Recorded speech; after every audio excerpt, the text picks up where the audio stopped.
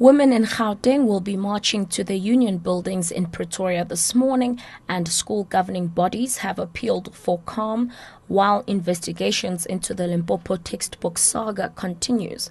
Ambusisiwa Khadebe with the latest news update. Women in Gauteng will be marching to the union buildings in Pretoria this morning to commemorate 56 years since the 1956 Women's March. Gauteng Premier Nomvula Mokonyane will be among the women expected to gather at Sammy Marks Square to commence the march to the union buildings. The march follows the night vigil women held last night in commemoration of the march.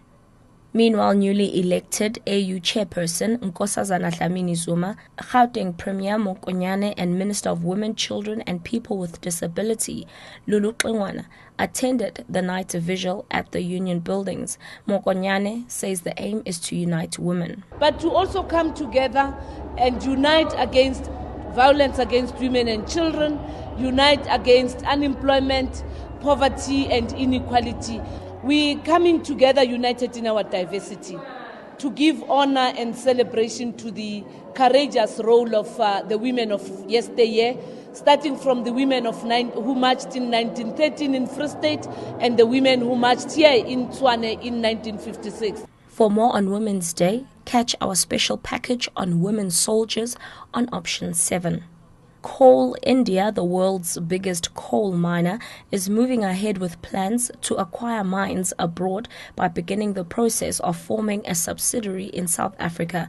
The development follows Coal India signing an agreement with the Limpopo government to identify and develop coal mines as the company grapples with an acute coal shortage. The step comes as India recovers from last week's massive power outage. Coal India has earmarked 10 billion rand for acquisition of mines overseas. And lastly, school governing bodies have appealed for calm while investigations into the Limpopo textbook saga continues. The National Congress of School Governing Bodies says it will make an announcement on the issue after the presidential report is released. It says it is disappointed the textbook problem has not been resolved. On Monday, President Jacob Zuma received a preliminary report from the task team that probed the late delivery of textbooks in the province. Zuma is studying the report. The Basic Education Department has meanwhile denied that Director General Bobby Subrian was responsible for a delay in the ordering of textbooks for Limpopo schools. It was responding to news reports that the presidential task team probing the textbook saga had recommended Subrian be fired. Catch the latest news anytime here on Newsbreak, Option 1.